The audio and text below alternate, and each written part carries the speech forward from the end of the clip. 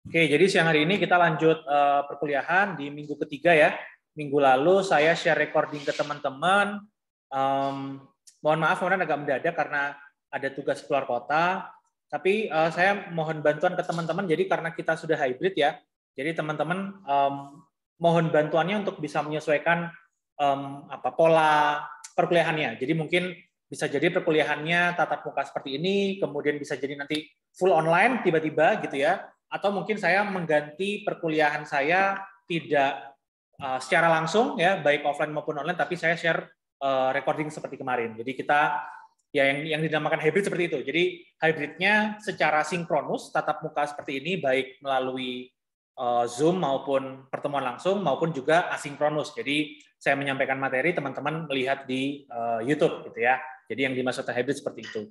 Jadi teman-teman saya minta untuk mulai adapt ya kondisinya seperti itu. Kemudian ada yang belum nonton kah videonya? Karena saya cek masih dikit kemarin.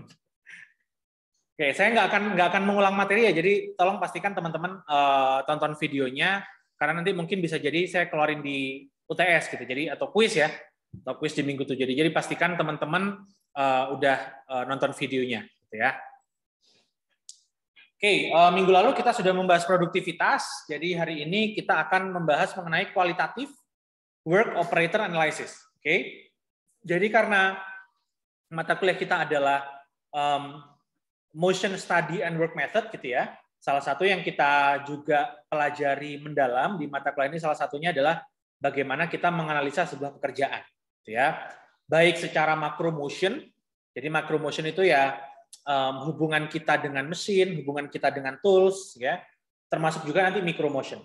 Ya, micro motion ini merupakan salah satu yang akan teman-teman pelajari lewat praktikum. Insya Allah minggu depan kita ada briefing bersama asisten. Cuma ini yang masih belum tahu jamnya, karena kan asisten juga kuliah ya di semester 6 sekarang. Jadi mungkin kadang-kadang teman-teman ada jadwal praktikum, tapi mereka pas lagi nggak bisa briefing. Jadi seandainya nanti minggu depan briefingnya dilakukan hari Sabtu, terus komunal seluruh mahasiswa gitu, tolong teman-teman sediakan waktunya ya. Jadi karena biar nggak menyampaikan, khawatirnya teman-teman ada di plotting hari Senin, tiba-tiba hari Senin asistennya pas nggak bisa ngasih briefing gitu. Jadi untuk briefing ini hanya di awal, teman-teman dikumpulkan secara komunal, disampaikan seperti apa praktikumnya, kemudian template laporannya seperti apa, kemudian datanya ngambil dari mana, gitu ya. Nanti teman-teman akan dijelaskan di situ. Termasuk nanti untuk asistensi metodenya seperti apa, nanti akan disampaikan di briefing itu, gitu ya. Jadi cuma sekali di depan, berikutnya teman-teman mengerjakan secara mandiri, termasuk teman-teman perlu asistensi minimal sekali dengan asisten, gitu ya. I let you know nanti minggu depan kapan untuk jadwal briefingnya ya. Oke. Kemudian ada 3 hal yang akan kita pelajari hari ini. Yang pertama adalah operation analysis. Nanti saya akan menyampaikan sedikit mengenai pengantar mengenai operation analysis. Kemudian nanti saya akan kenalkan teman-teman dengan jenis-jenis peta kerja operasi. Jadi ada yang disebut dengan peta kerja setempat, ada yang disebut dengan peta kerja keseluruhan. Ya, nanti akan saya sampaikan bedanya di mana dan teman-teman perlu mengetahui bedanya di mana. Kemudian nanti juga akan saya sampaikan beberapa jenis-jenis peta kerja setempat dan juga peta kerja keseluruhan. Oke, nah ini di awal saya sampaikan sedikit pendekatan yang perlu teman-teman pahami mengenai operation analysis. Jadi ada 10 pendekatan yang teman-teman perlu pahami kalau misalnya kita mau menganalisa sebuah pekerjaan. Jadi pekerjaan yang dimaksud ini bukan profesi ya, bukan kayak guru, kemudian influencer, bukan gitu ya. Tapi yang kita analisa adalah sebuah pekerjaan. Misal kita mengajar, teman-teman belajar, itu adalah kita lihat sebagai sebuah pekerjaan. Nah, ada beberapa yang perlu kita perhatikan kalau misalnya kita melihatnya pekerjaan tersebut dilakukan di sebuah industri atau di sebuah pabrik gitu ya. Nah, ini ada beberapa hal yang perlu diperhatikan. Seperti misalnya ada material handling, kemudian ada plan layout, jadi layout pabriknya seperti apa, kemudian termasuk materialnya terbuat dari apa gitu ya. Teman-teman sudah ambil mata kuliah pengantar bahan teknik ya, material sudah pernah ya? Udah ya. Nah, itu juga termasuk, makanya kenapa teman-teman juga diberikan itu gitu ya. Mungkin teman-teman ngerasanya, Pak, ini kan mata kuliah untuk anak metalurgi gitu. Kenapa kok kita perlu tahu gitu? Karena memang ini juga termasuk yang teman-teman perlu apa ya? Perlu kenal gitu ya, teman-teman perlu kenal, karena nanti ketika teman-teman bekerja one day siapa tahu itu akan dibutuhkan. Karena kalau kita merujuk pada slide ini bahwa material di sini juga merupakan salah satu approach dalam kita menganalisa sebuah kerjaan, ya.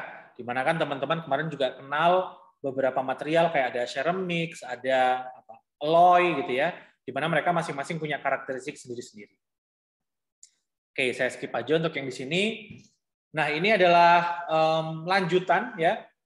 Minggu lalu kalau teman-teman sudah nonton yang produktivitas, saya membahas mengenai black box.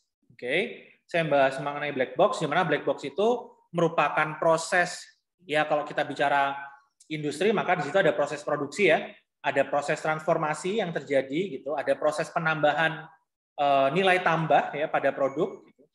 Nah, operasi yang ada di black box itu kemarin kan hanya saya lambangkan dalam kotak gitu ya. Nah, kalau misalnya kemudian saya jabarkan ke dalam bentuk-bentuk lain yang mewakili aktivitas-aktivitas operasi gitu ya. Jadi nanti teman-teman akan kenal beberapa jenis-jenis operasi kalau dalam pendekatan analisa perencanaan kerja. Jadi teman-teman akan kenal black box tersebut, nanti kita bisa breakdown ya ke dalam beberapa proses operasi. Nah, ini adalah contoh di mana ketika black box tersebut saya konversi menjadi operasi-operasi yang lebih detail gitu ya. Nah, di sini teman-teman bisa baca ada kalimat yaitu sistem manusia mesin. Oke. Jadi kalau misal kita bicara bekerja dalam sebuah industri, maka tidak mungkin kita akan bekerja sendiri as a human. Pasti kita butuh alat bantu, baik itu berupa tools maupun berupa mesin. Ya kayak laptop ini bisa kita anggap mesin gitu ya. Nah, nanti banyak yang akan kita lihat mulai dari pertemuan ini sampai pertemuan 2 minggu lagi mungkin ya.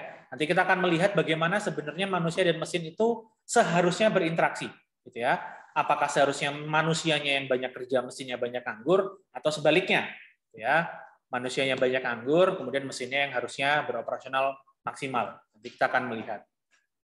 Namanya kalau teman-teman nyari buku atau artikel gitu ya di Google, biasanya bahasa Inggrisnya itu menggunakan man machine interaction gitu, atau human machine. Jadi macam-macam sih nulis terminologinya. Nah, kemudian ini bagian inputnya tidak hanya bahan baku ya, tenaga kerja, mesin ya, resource yang kita miliki itu juga kita anggap sebagai input. Meanwhile di akhir outputnya tidak hanya produknya yang kita anggap sebagai output, tapi termasuk limbah atau waste, itu juga merupakan output dari sebuah proses produksi. Ya, yang mana kemarin kita sudah kenal waste ya. Waste itu tidak hanya product defects atau limbah saja, tapi seperti waiting time, kemudian apalagi kemarin transportation gitu ya, overproduction itu juga termasuk salah satu dari 7 jenis waste yang kemarin saya kenalkan ke teman-teman. Ya. Oke, di sini ada lebih detailnya lagi. Nah, nanti untuk mempelajari peta kerja setempat, nanti teman-teman akan kenal sama yang namanya simbol ASME, ASME. Ya, jadi teman-teman akan kenal sama simbol-simbol ASME, nanti dia yang akan membantu teman-teman menggambarkan atau menvisualisasikan dari pekerjaan yang teman-teman analisa. Nah, kenapa kok harus disimbolkan? Kenapa kok harus digambarkan, Pak? Karena gambar atau bentuk visual itu adalah media yang paling mudah bagi kita, bagi teman-teman teknik ya, maupun yang non teknik ya, untuk bisa berkomunikasi dengan teman-teman yang punya background lain. Nah, simbol-simbol ASME ini tidak hanya dipelajari oleh teman-teman yang di teknik industri, dipelajari juga oleh teman-teman yang di teknik mesin, mungkin di teknik sipil. Nah, jadi supaya menyatukan bahasanya teman-teman gitu, nah kadang-kadang kita membutuhkan gambar. Itu kenapa di awal masuk TI, teman-teman dikasih mata kuliah namanya gambar teknik. Nah, itu juga salah satu gambar yang tidak hanya dipelajari oleh teman-teman, tapi dipelajari juga oleh teman-teman yang di teknik mesin, teknik apa lagi ya? Teknik sipil juga, jadi seperti penempatan kepala gambar, kemudian irisan, potongan, gitu ya.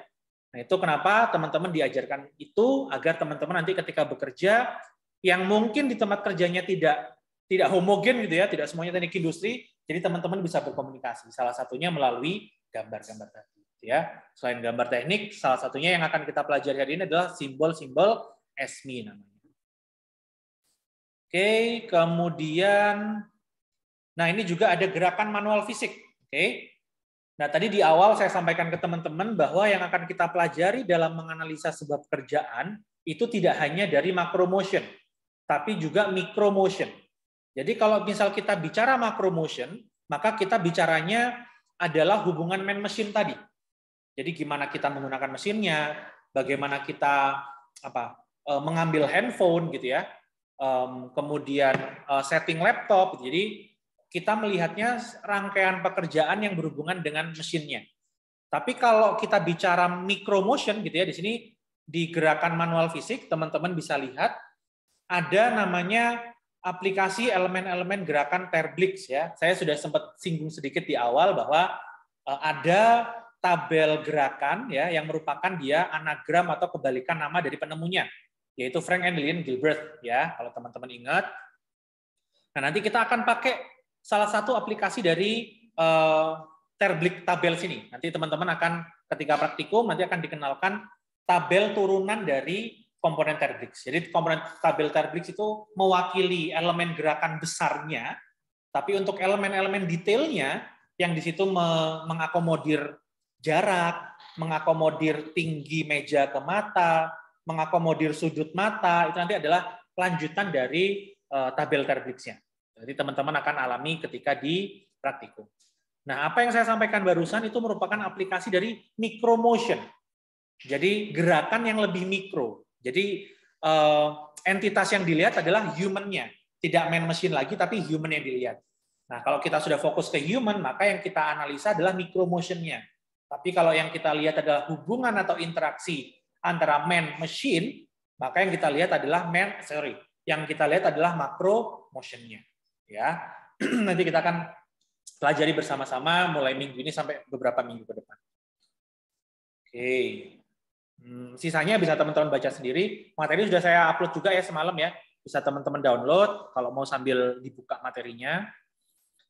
Nah, peta kerja ya. Jadi apa yang akan kita gambar ya, apa yang akan kita gambar, apa yang akan kita pelajari hari ini itu merupakan pertama penggambaran urut-urutan kegiatan yang terjadi dalam proses operasional penyelesaian suatu aktivitas dari awal ya dalam kurung bahan baku ya raw materialnya kita sampai ke proses akhir final produknya ya.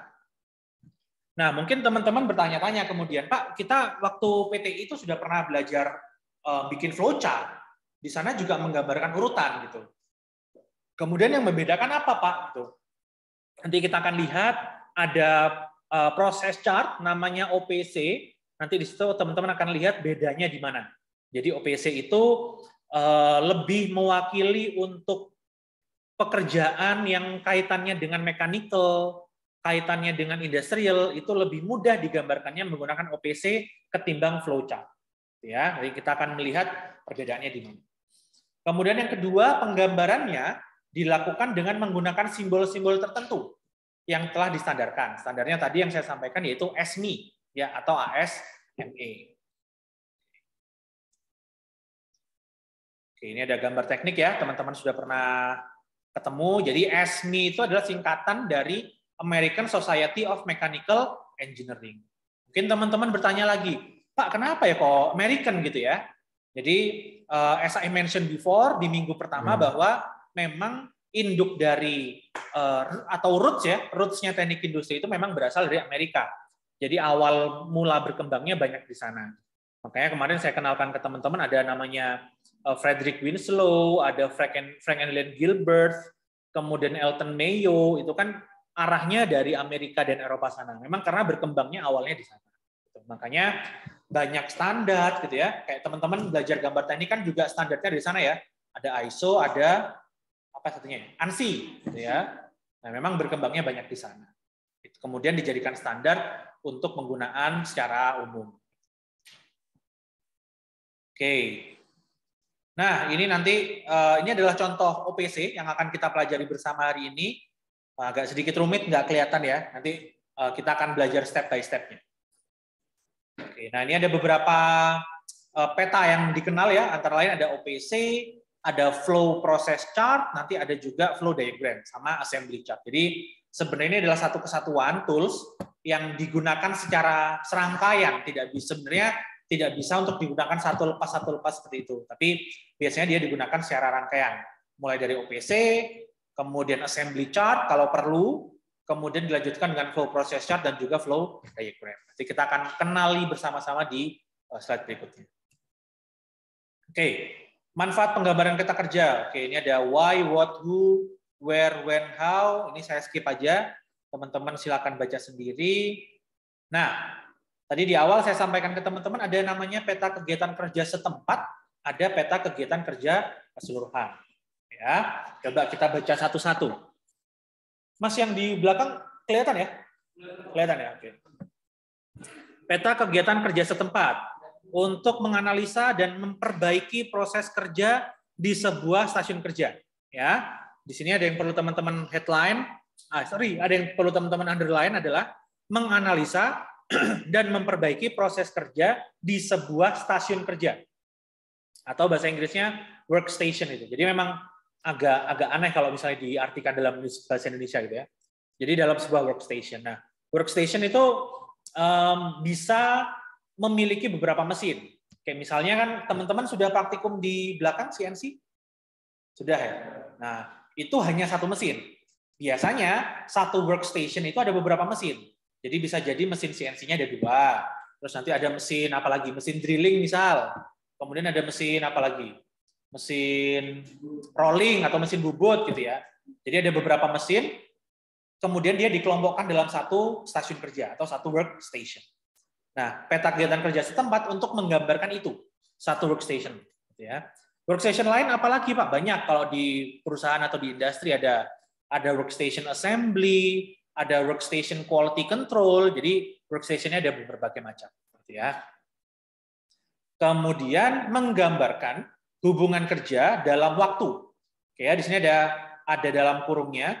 Jadi yang membedakan antara flow chart dengan process chart yang akan kita pelajari hari ini adalah kita menggambarkan atau mengakomodir yang namanya waktu. Oke, mungkin kalau flow chart yang selama ini teman-teman gunakan kan jarang memberikan waktu di sana. Ada sih, kadang-kadang dikasih gitu ya di sebelah kanan gitu. Week 1 sampai week berapa gitu ya. Tapi biasanya itu tidak akan secara detail diberikan. Ya, nah, tapi kalau di OPC kita akan mendetailkan waktu-waktu tersebut. Ya, nanti kita akan lihat contohnya. Kemudian yang digambarkan apa? Gitu ya, yang digambarkan adalah melihat interaksi ya antara operator dan juga mesin. Ya, jadi kita melihat interaksi antara manusia dan mesin. Oke, itu yang peta kegiatan kerja setempat. Yang peta kegiatan kerja keseluruhan seperti apa? Ya, kalau keseluruhan, maka dia akan memberikan informasi dari keseluruhan proses kerja secara lengkap. Oke, dari langkah-langkah proses yang terjadi di sistem produksi. Ya, jadi sistem produksi itu ya berarti keseluruhan. Mulai teman-teman masuk dari raw material sampai terakhir jadi produk jadi. Nah, itu digambarkan dalam peta kerja keseluruhan. Ya. Jadi kita tidak melihat scope workstation by workstation, tapi kita melihatnya satu as a whole ya, as a whole sistem produksi. Ya. Alat yang efektif dipakai untuk menganalisa kondisi kerja yang tidak produktif. Oke, jadi kita tetap melihatnya produktivitas, efisien, efektif itu apa yang kita lihat di mata kuliah ini. Ya, oke, kita sudah kenal 2 definisinya. Oke, nah ini nanti yang akan kita pelajari hari ini ya, ada yang namanya operator process chart, ada yang namanya man machine process chart gitu ya.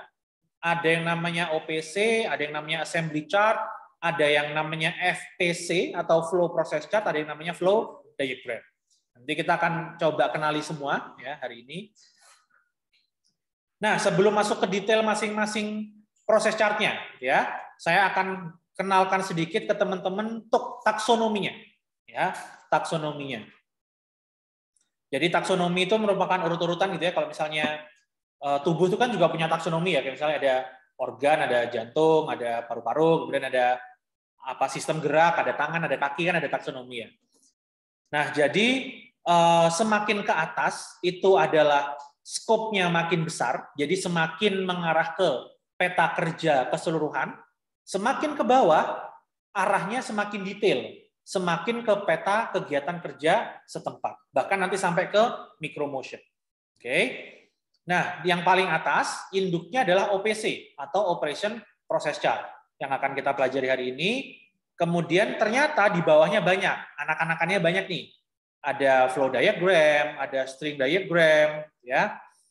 Kemudian, nah di bawahnya main flow process chart itu ada right and left hand chart, atau biasanya kita singkat dengan namanya petaka petiki, peta tangan kanan, peta tangan kiri. Nah, biasanya singkatannya petaka petiki gitu biar gampang.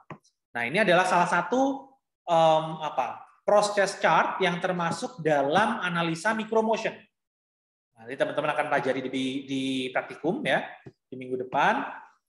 Nah, berarti semakin ke bawah arahnya berarti semakin ke micromotion, tapi semakin ke atas arahnya semakin ke macromotion, ya.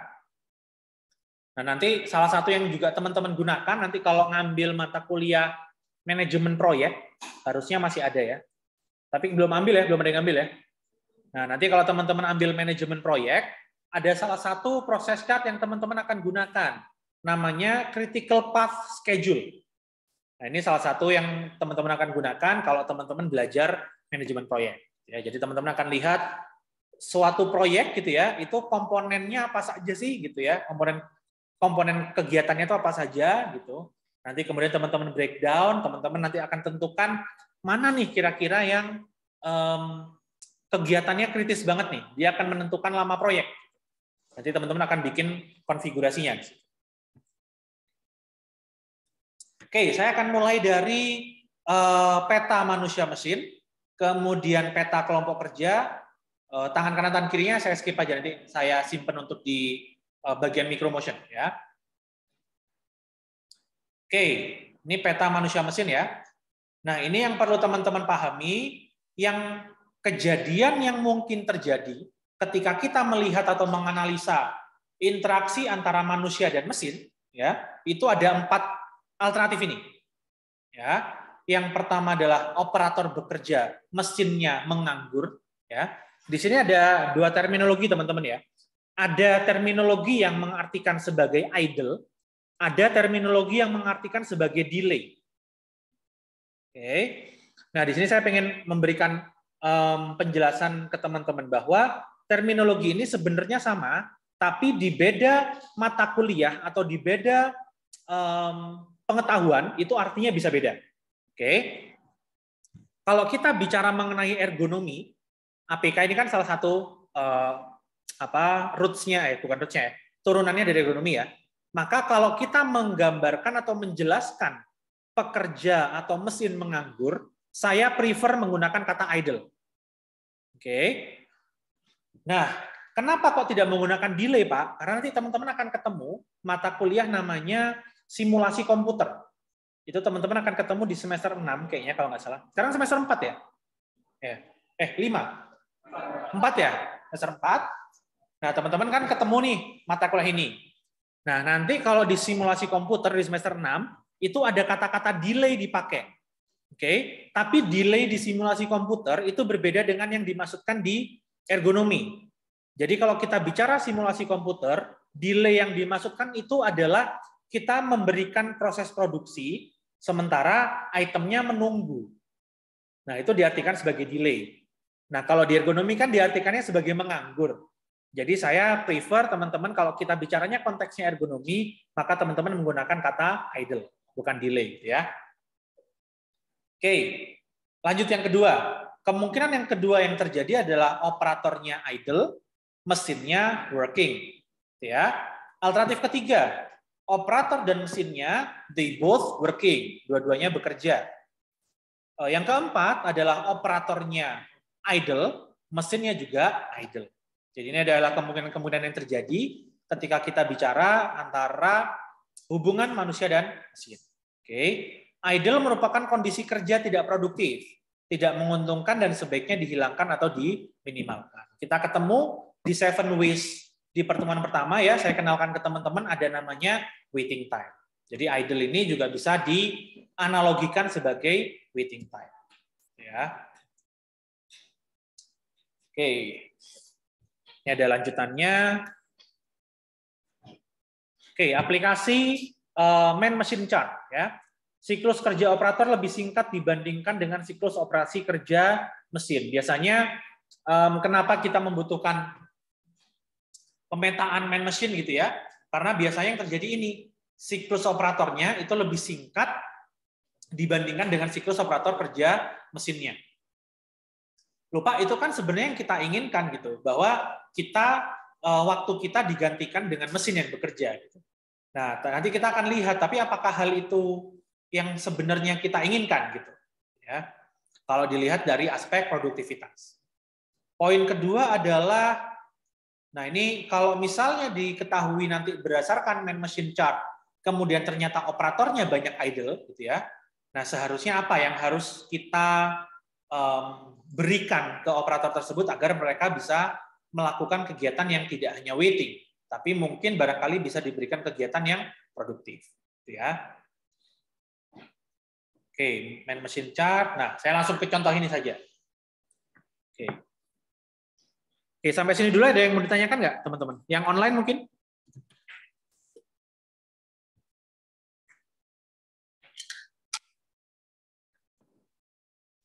Oke, kalau ada yang mau ditanyakan langsung ditulis di kolom chat ya. Oke, saya lanjut. Nah, ini adalah salah satu contoh man machine chart ya. Salah satu contoh man machine chart. Apakah bentuknya selalu seperti ini, Pak? Tidak. Bentuknya bisa bermacam-macam. Ini adalah salah satu contoh saja untuk menggambarkan peta manusia dan mesin. Oke. Nah, di sini yang dilihat adalah pekerjaan barista untuk menggreen coffee bean. Di sini teman-teman ada yang aktif di ini nggak? ITTS Coffee nggak? Nggak ada. Oh, nggak ada ya. Oke. Nah, jadi prosesnya adalah biasanya kalau misalnya teman-teman ada yang pernah ke Starbucks atau ke Tanah Merah, Common Grounds, pernah ya? Pernah beli biji kopi nggak tapi? Nggak ya, beli kopinya doang ya? Jadi kalau kita beli biji kopi, biasanya di Starbucks itu mereka ada showcase kan ya, ada etalase gitu, ada showcase. Nanti kita milih tuh, oh coffee bean apa yang pengen kita beli. Gitu. Nanti kita tunjuk, kita ambil, nanti kita bawa tuh coffee bean-nya ke barista. Nanti biasanya mau di green halus apa kasar, Mbak? Nah, karena biasanya beda-beda. Kalau teman-teman mau nyeduhnya pakai air panas, maka nge-greennya halus. Tapi kalau teman-teman mau nyeduhnya pakai manual brew gitu ya, V60 atau apapun itu, biasanya agak kasar. Nah, kemudian nanti operatornya, baristanya akan nge-green di mesin, kemudian nanti kalau udah jadi dikembaliin ke teman-teman, teman-teman bayar. Nah, kemudian kegiatan itu dianalisa nih. Kegiatan tersebut dianalisa, di sini dilihat, berarti kan interaksinya ada 3 orang. Bukan 3 orang ya, 3 entitas. Yang satu customer, yang satu barista, yang satu mesinnya. Itu kan ya. Nah, kita lihat, di sini ada timeline waktunya nih. Timeline waktunya mulai dari 0 sampai 70 detik. Ya, timeline waktunya.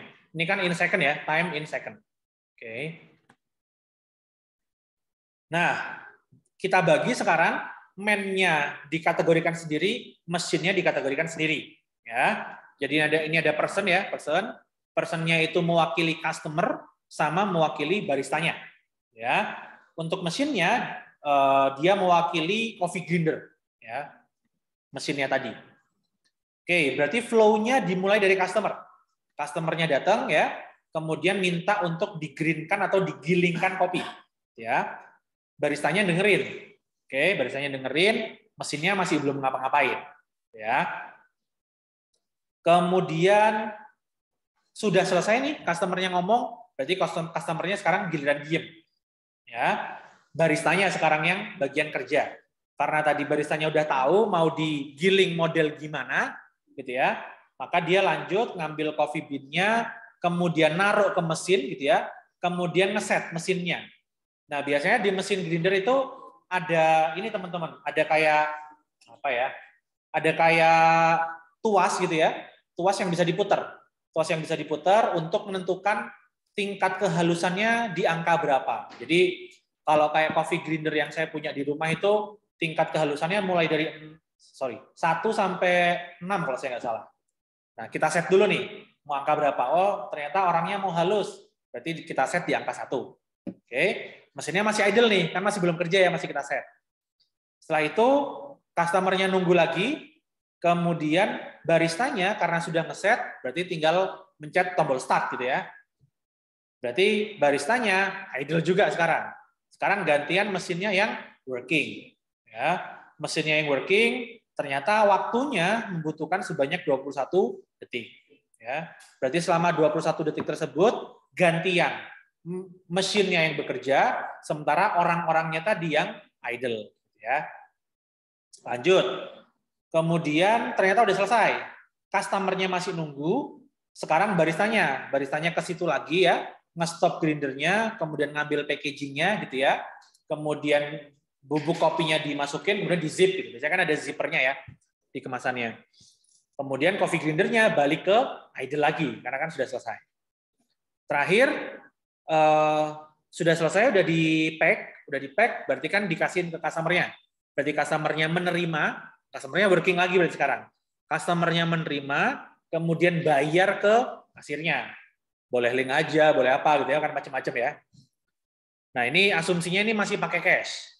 Jadi si customer-nya bayar, kemudian baristanya ngasih kembalian, dia nerima kembalian, asumsinya cash. Nah, berarti baristanya adalah dia memberikan biji kopinya ke customer, kemudian dia nunggu pembayaran dari customer, kemudian kalau uangnya lebih berarti ngasih kembalian.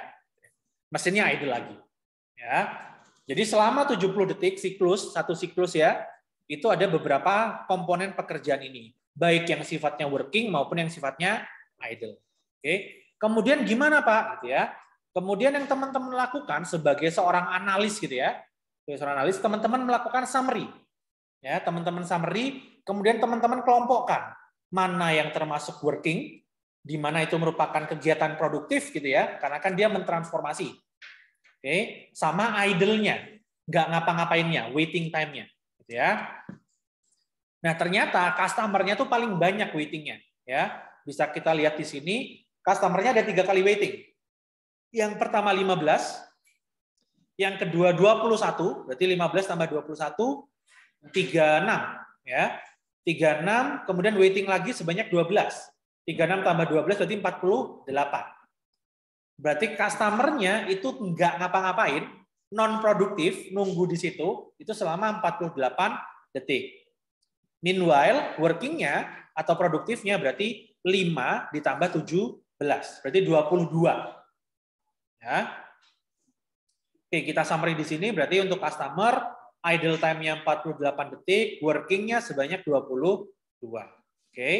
Total cycle time-nya ya, total cycle time-nya ini tadi jumlah waktu yang tersedia. Ya. Di timeline kan tersedia sebanyak 70 detik. Ya. Sehingga tingkat utilisasi. Jadi kalau kita bicara utilisasi itu berarti apa ya? Tingkat kegunaan gitu. Tingkat kegunaan.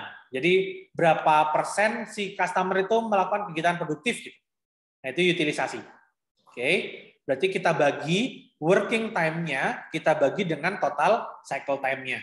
Working time-nya cuma 22 detik, total cycle time-nya sebanyak 70. Berarti utilisasinya cuma 0,31 atau setara dengan 31%. Oke ya. Oke, saya lanjut ke barista sekarang. Oke. Baristanya itu cuma satu nih idle-nya ya. Idle-nya hanya sebanyak 21 detik. Oke. 21 detik. Kemudian dia working-nya sebanyak 5 tambah 15 berarti 20. 20 tambah 12 berarti 32. 32 tambah 17 berarti 49. Ya. Berarti si baristanya 49 detik bekerja, 21 detik nunggu. Ya. Kita summary lagi di sini, idle time-nya berarti 21 detik, working time-nya 49 detik.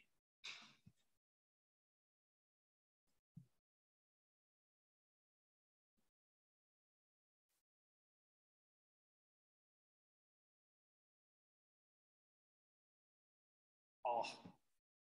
Oke. Sorry. Oke.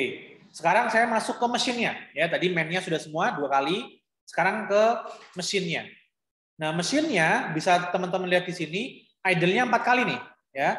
5 tambah 15 20, 20 tambah 12 32, 32 tambah 17 49. Berarti idle time-nya 49, working-nya sebanyak 21.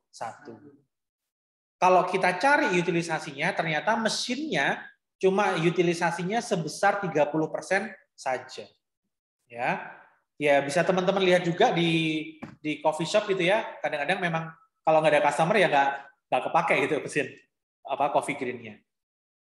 Nah, kalau misalnya kita punya mesin, pastikan kita berharapnya karena kita sudah mengeluarkan uang kan, berarti kan kita invest ya. Istilahnya kan kita invest ke mesin tersebut. Berarti kan ekspektasi kita dia bisa membantu pekerjaan kita dong. Ternyata dia cuma bisa membantu kita sebanyak 30% doang. 70%-nya ujung-ujungnya juga tetap kita yang bekerja. Nah, kalau teman-teman lihat di sini, kira-kira apa yang bisa kita lakukan supaya menaikkan utilisasi mesinnya? Kira-kira gimana? Kalau dari kasus ini. Ada yang punya ide?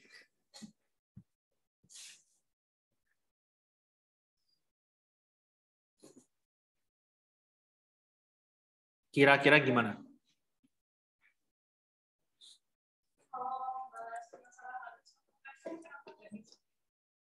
Disediain sendiri-sendiri.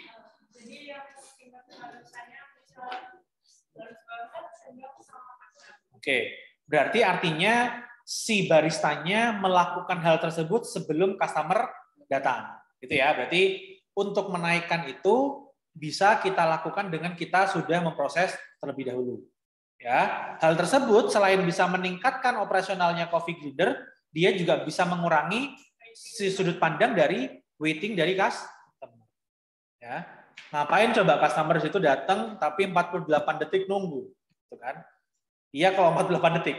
Ini kan contohnya detik ya. Kalau misal mesin yang lebih lama, gitu ya. Jadi kita bisa mengefisiensikan waktu customer-nya, kita juga bisa meningkatkan utilisasi dari coffee grinder-nya, gitu ya. Apalagi sekarang ditambah dengan dimudahkan dengan adanya e-commerce, gitu kan.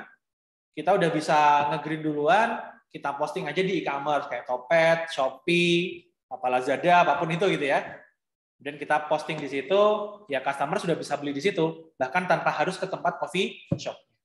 Sekarang banyak di Topet itu ada kayak, teman-teman tahu klinik kopi nggak di Jogja? Yang masuk di film AADC? Ada yang tahu nggak? Nonton AADC nggak sih?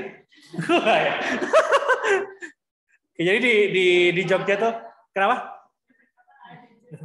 Ada AADC 2 loh. Ya, beda era ternyata kita ya. Beda era ya ternyata. Itu ada coffee shop di Jogja. Jadi dia modelnya lucu. Biasanya kita kalau ke coffee shop kan pasti datang ditanyain mau ngopi apa gitu kan, terus kita milih menunya gitu kan. Nah, kalau saya tuh kita tuh ngobrol. Mau ngopi apa Pak hari ini gitu. Waduh, aku pengen yang ini Mas, pengen yang seger-seger nih. Oh, kita punya ini Mas, coffee bean-nya. Dan jadi di sana tuh menjualnya interaksi.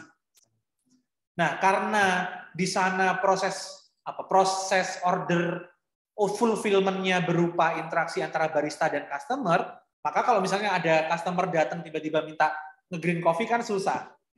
Sehingga apa yang mereka lakukan? Mereka melakukan seperti, Mbak namanya siapa tadi? Siapa? Hela. Bella. Oh, Bella. Kayak Mbak Bella tadi sampaikan, ya udah di-green dulu, kemudian mereka memasarkannya melalui online. Jadi kita bisa beli coffee bean yang misal kita minum di sana, kita belinya melalui Tokopedia. Tapi ketika di sana apa jual Pak? Jual. Tapi mereka posisinya sudah dalam kondisi green, tidak dalam posisi coffee beans. Nah, itu salah satu contoh ya, apa yang bisa kita sebagai orang teknik industri memberikan sumbangsi terhadap sebuah sistem. Ya. Ini juga yang bisa teman-teman berikan nanti kalau teman-teman 2 semester lagi kan teman-teman KP ya, kerja praktek atau magang gitu ya. Nah, itu biasanya tempat kerja praktek atau magang akan berekspektasi ke teman-teman untuk memberikan legacy atau footprint, peninggalan lah. Jadi teman-teman pernah KP di sana. Kalau tempat wisata kan sering gitu ya, Arif and Bella was here gitu ya. Nah, tempat KP dan magang juga gitu. Pasti berekspektasi teman-teman untuk memberikan legacy atau footprint. Jadi sumbangsi teman-teman setelah KP dan magang itu ngapain? Nah, salah satu yang bisa teman-teman sumbangkan ya seperti ini. Jadi teman-teman menganalisa sebuah sistem, kemudian teman-teman memberikan rekomendasi atau masukan, gitu ya. Jadi teman-teman jangan berhenti sampai sini doang nih. Ya, kalau berhenti sampai sini doang berarti itu kerjaannya teman-teman yang jadi D3 seperti itu. Bisa menghitung. Tapi teman-teman yang di S1 harus bisa memberikan rekomendasi. Ini bunyinya gimana sih? Kita bisa memberikan rekomendasi apa? Nah, itu yang diekspektasikan oleh tempat KP dan magang terhadap teman-teman yang S1. Gitu ya. Oke. Itu tadi man machine chart ya. Sekarang kita lanjut ke gang process chart. Ya, kalau dilihat dari katanya kan ngegeng gitu ya, berarti kan berkelompok. Ya, ada geng apa gitu kan, berarti kan dia berkelompok. Nah, ini sama. Jadi kita melihat sebuah interaksi antara pekerja gitu ya, sesama pekerja, bisa juga terhadap mesinnya juga bisa. Tapi terhadap beberapa orang yang ada di geng tersebut atau yang ada yang berada di workstation tersebut. Ya, kalau misalnya ini kan kita melihatnya one man one machine, gitu ya, atau one man two machine juga bisa. Ya, tapi biasanya kalau kita melihat man machine itu single man-nya, ya, orangnya single, personnya single. Tapi kalau kita melihat gang process chart, orang yang terlibat itu lebih dari satu, ya, berkelompok as a gang, gitu ya. Nah, contohnya gimana Pak? Contohnya di sini, ya. Nah, ini adalah activity chart of an emergency tracheotomy. Jadi ini kayak di ruang emergency gitu ya, di rumah sakit gitu ya. Nah, di ruangan ini ternyata ada beberapa orang. Ada nurse, ada first doctor, ada orderly, ada second doctor, ada nurse supervisor, ada scrub nurse. Ya, berarti ada 6 orang yang terlibat di sini. Nah, kita sebagai orang teknik industri pasti melihat bahwa tadi kita sama-sama sadar yang termasuk sebagai input itu kan tidak hanya raw materials, tapi workers, jumlah mesin, itu kan adalah resource kita yang termasuk dalam input. Yang namanya orang teknik industri, itu kan berpikirnya cuma 2 hal pada ujungnya. Kalau nggak profit, ya cost. Oke. Kalau kita bicara produktivitas, supaya mendapatkan profit, gitu, maka kan kita lihat inputannya. Kira-kira cost-nya yang bisa dikurangi nggak? Ya, saya udah pernah ngasih contoh di kuliah sebelumnya, saya memberikan contoh kayak misal kita masak roti gitu ya. Itu kan kalau bisa kita hemat materialnya supaya mendapatkan lebih banyak output, itu kan salah satu hal yang kita sebut dengan produktivitas supaya bisa menaikkan profit. Nah, maka kan kita lihat apakah resource yang saya miliki, resource yang saya hire, resource yang saya bayar gitu ya, itu memang benar-benar kerja dalam realisasinya, gitu ya. Nah, kalau misal kita lihat di chart ini, gitu ya, bisa teman-teman lihat bahwa antara 6 orang ini itu nggak ideal, gitu ya. Ada yang iseng nih. Nggak ideal. Jadi hanya ada beberapa orang yang melakukan banyak pekerjaan, sementara yang lain banyak idle-nya. Ya, bisa teman-teman lihat di sini, kayak orderly, kemudian nurse supervisor, scrub nurse, ini cuma melakukan satu kegiatan working saja. Sisanya dia idle semua. Nah, berarti kan kita perlu memperbaiki kondisi ini, memperbaiki sistem ini. Mungkin bisa jadi ada pekerjaan ini yang bisa disubkan ke pekerja yang lain. Ya, misal kerjanya nurse supervisor dipindahkan ke orderly, atau pekerjaannya scrub nurse dipindahkan ke nurse supervisor. Ya, sehingga kita bisa menghemat resource kita. Kalau kita bisa menghemat resource kita, cost-nya turun, asumsinya kita bisa meningkatkan yang namanya profit. Ya. Nah, ini juga yang bisa teman-teman gunakan nanti ketika KP dan magang gitu ya. Atau nanti ketika teman-teman bekerja, teman-teman mengevaluasi sebuah sistem kerja yang ada di perusahaannya teman-teman, ya. Nah, itu tadi peta kegiatan kerja setempat, ya, karena kita melihatnya workstation by workstation. Ya, tadi kalau misalnya kita bicara yang barista, berarti kan workstation-nya barista. Kalau kita bicaranya tadi nurse dan dokter, berarti kan itu workstation adalah workstation yang Tadi contohnya ada di emergency room gitu ya. Berarti ini kan workstation by workstation. Nah, sekarang kita akan melihat peta kegiatan kerja keseluruhan. Oke, peta kegiatan kerja keseluruhan. Di sini ada definisinya ya, kita baca dulu. Penggambaran aliran proses, urutan atau tahapan, dan langkah sistematis dan logis proses produksi. Dari saat masih berupa bahan baku sampai menjadi produk akhir. Oke, nah ini bisa teman-teman gunakan gitu ya. Nah ini serangkaian teman-teman. Jadi mulai dari peta proses operasi, kemudian atau biasa disingkat dengan Operation Process Chart atau biasa kita singkat dengan OPC, kemudian peta aliran proses atau biasa disebut dengan Flow Process Chart atau biasa kita singkat dengan FPC, dan yang terakhir adalah diagram aliran atau biasa disebut dengan Flow Diagram. Oke. Di mana nanti kita akan menggunakan simbol-simbol ASME tadi, American Society of Mechanical Engineering. Nanti kita akan menggunakan simbol-simbol tersebut. Simbolnya ada apa saja sih Pak gitu ya, yang terlibat atau yang digunakan gitu ya. Nah, yang digunakan mainly utamanya itu mewakili 5 proses ini. Ya. Jadi mewakili proses operasi, dia menggunakan simbol lingkaran. Kemudian mewakili delay atau idle, ini maksudnya idle ya. Mewakili idle itu simbolnya adalah seperti huruf D ini ya. Kemudian storage, segitiga sama sisi terbalik ya. Itu mewakili proses storage atau penyimpanan. Kemudian yang lambangnya kotak ya, persegi, itu mewakili inspection. Kemudian yang bentuknya tanda panah itu mewakili transportation, ya, moving. Oke. Jadi ini adalah simbol-simbol ASME yang kita gunakan dalam OPC. Oke, nah operation itu apa saja Pak gitu ya? Operation itu definisinya apa? Operation itu definisinya adalah any operation that must be performed. Jadi yang memang kegiatan yang harus kita lakukan gitu ya. Proses produksinya atau proses pembuatannya gitu ya. Itu termasuk dalam kategori operation atau disimbolkan dengan lingkaran ya. Nah, di sini dicontohkan ada drill, punch, ada mill, ada cutting, ada painting gitu ya. Oke. Kemudian transportation, ya, transporting. Nah, berarti dia melingkupi kegiatan moving an object, memindahkan objek, ya, without performing any operation. Jadi kalau transportation itu ya murni transport aja, tidak memberikan nilai tambah apapun. Jadi kayak misal teman-teman berangkat ke kampus gitu ya, naik Gojek atau naik Gokar atau Grabcar gitu. Ya teman-teman kan akan dipindahkan tempat saja, tapi mereka tidak akan memberikan nilai tambah apapun ya teman-teman gitu kan. Jadi itu termasuk kondisi transportation. Nah, di sini buat teman-teman yang belum tahu ya, ini alat namanya forklift. Yang cewek-cewek tahu nggak? Tahu ya?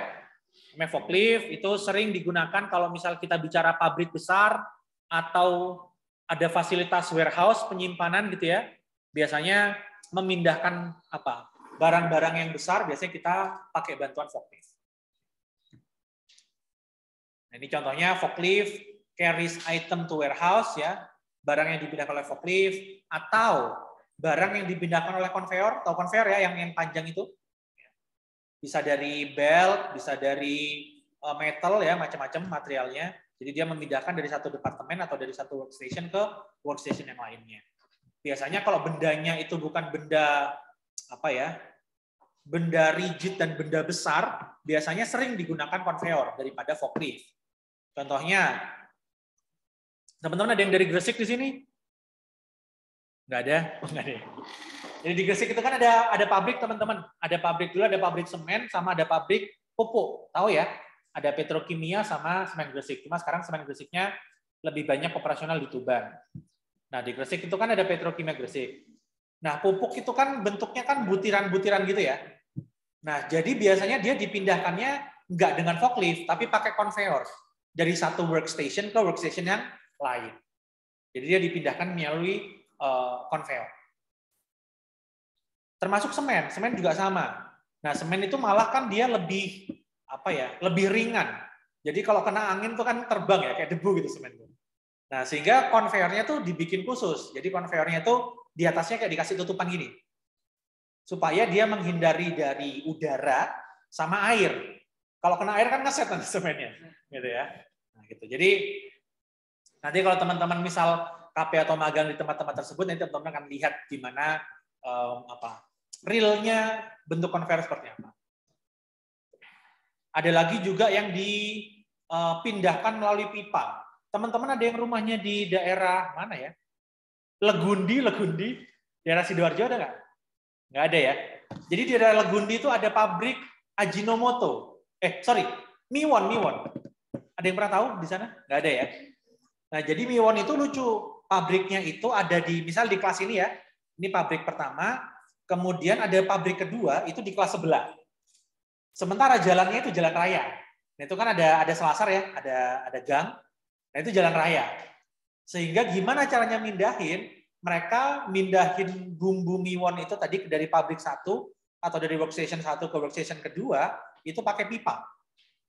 Jadi di atas jalan itu mereka bikin kayak jembatan jembatan penyeberangan gitu, tapi bukan buat orang, buat si Miwonnya tadi itu. Jadi dia dilewatkan si pipa tadi untuk memindahkan dari plan satu ke plan kedua.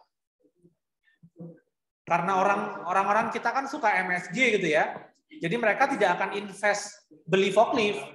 Karena kalau mereka taruh di forklift dulu, kemudian di packing dulu, nanti sampai sana dibuka lagi kan useless. Jadi mereka akan invest ke transportation yang modelnya seperti itu. Sama seperti contoh lain di Yakult. Dulu saya pernah ngantar mahasiswa kunjungan ke sana. Jadi Yakult itu kan tempatnya kan plastik tipis itu ya. Nah, itu ditransport juga. Jadi ada workstation di sini, workstation di kelas ini, misal kelas ini untuk yang bikin botol Yakultnya. Di bagian kelas sebelah itu untuk nuangin Yakultnya ke botolnya. Jadi dia juga dilewatin pipa gitu di atas. Cuma menariknya pipanya dibuat transparan. Jadi kita yang di bawah tuh bisa ngelihat botol Yakultnya terbang gitu di atas. Menarik. Nah. Oke, transportation sudah. Saya lanjut ke inspection. Oke, inspection ini merupakan proses yang sebenarnya tidak berdampak ke produktivitas, tapi memang harus dilakukan. Ya, karena kemarin kita sudah sama-sama setuju saat kita membahas WIS bahwa tidak ada proses produksi yang sempurna. Pasti ada dalam satu kondisi hasil proses produksi atau outputnya mengalami defects. Ya, tinggal gimana caranya kita mengendalikan defects-nya. Termasuk ketika kita menerima material dari supplier, karena supplier juga melakukan proses produksi, berarti pasti ada defects-nya.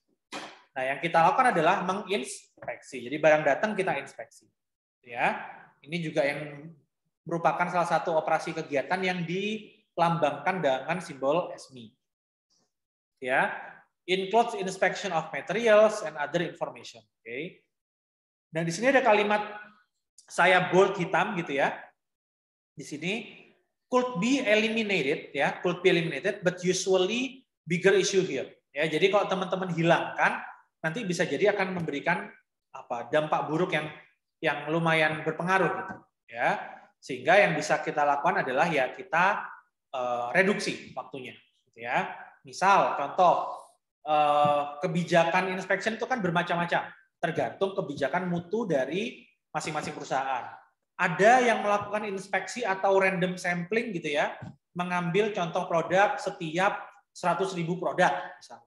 Ada yang lebih longgar, mungkin setiap 1 juta produk baru ngambil sampel. Jadi memang ini merupakan kebijakan perusahaan masing-masing, tapi kalau kita melihatnya dari sudut pandang ergonomi, ini merupakan kegiatan yang harus kita eliminasi. Ya. Kemudian lanjut ke delay ya atau idle ya. Oke, idle before next operation, transport or inspection. Jadi intinya dia nunggu, waiting ya. Waiting for forklift atau waiting for other operation to complete ya. Jadi dia nunggu antrian gitu. Oke, waiting in line or in a batch. Okay. Should be eliminated where possible ya. Often time for the delay will vary.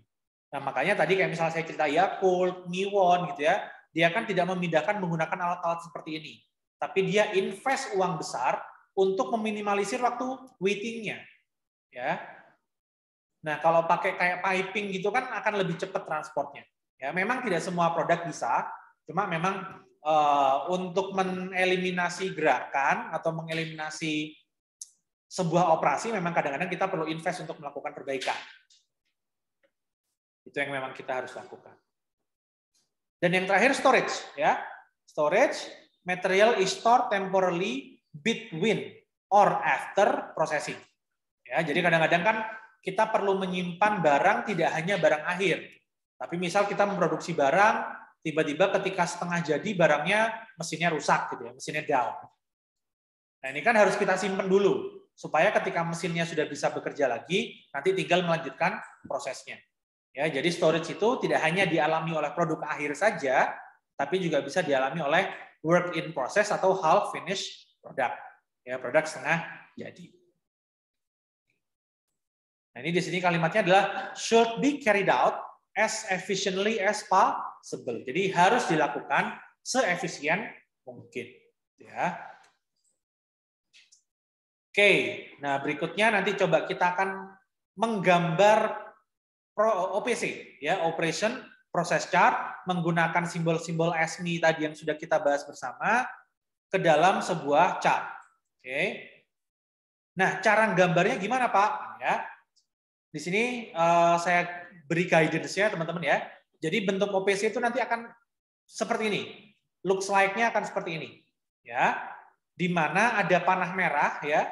Teman-teman lihat panah merah ini mewakili arah material yang masuk proses. Ya, arah material yang masuk proses. Jadi MT ini mewakili prosesnya. Ini proses pertama, ini proses kedua, ini proses ketiga, ini proses keempat. Yang ditaruh yang paling kiri itu merupakan proses yang dikerjakan terlebih dahulu. Oke, karena biasanya hasil dari proses pertama ini yang akan digunakan untuk lanjut ke proses kedua. Hasil dari proses kedua biasanya akan dilanjutkan ke proses yang berikutnya. Jadi biasanya ini mewakili urutan. Oke ya. Kemudian kalau ini ada panah biru ya. Panah biru ini mewakili urut-urutan perubahan dalam proses. Ya. Jadi misalnya kita mau ngejus buah gitu ya. Itu kan urutannya kita iris buahnya, kemudian kita masukkan ke blender, kemudian baru kita mulai blendernya, terakhir barangnya jadi. Nah, itu kan ada urut-urutan perubahan dalam prosesnya. Mulai yang dari buah utuh sampai menjadi buah yang sudah bentuk cairan. Nah, itu harus teman-teman gambarkan runtut dalam operation process chart. Ya. Nah, berikutnya ini ada gambar ASME-nya tadi ya. Ini kalau lingkaran berarti mewakili operation, kalau kotak berarti mewakili inspection. Nah, di dalam lingkaran dan kotak ini atau di dalam setiap gambar ASME-nya, teman-teman harus kasih keterangan. Kalau misalnya lingkaran berarti kan operation. Maka teman-teman kasih huruf O di depannya. Oke, O. Nah, N-nya ini apa, Pak? N-nya itu nomor urut kegiatannya yang sesuai dengan tahapan-tahapan perubahannya tadi. Misal, O101 merupakan proses mengiris buah. O102 proses memasukkan buah yang sudah terpotong ke dalam blender. O103, bukan gitu. O101. Urutan berikutnya maka lanjut ke O201. Jadi angka depan yang jalan. Ya. Setelah buahnya masuk ke blender, lanjut akan di blender. Berarti lanjut ke O301. Nanti kalau misalnya sudah selesai, kemudian misal teman-teman mau packaging. Berarti kan itu sudah beda workstation. Katakan ini workstation yang bagian blender. Teman-teman pindahkan ke workstation yang pengemasan. Maka nanti teman-teman pindahkan seperti ini. Ini kan ada garisnya ya. Ada garis, kemudian teman-teman pindahkan ke sini. Kemudian di sini mungkin ada O lagi. Dimasukkan ke dalam mesin sealer. Kemudian yang sudah jadi, teman-teman storage ke dalam kulkas misal atau showcase. Berarti nanti ada segitiga terbalik. Nah, kalau dia pindah ke sini, maka nomornya beda lagi. sudah bukan tadi misal terakhir berapa? O401 gitu ya. Maka nanti di sini bisa jadi namanya O102.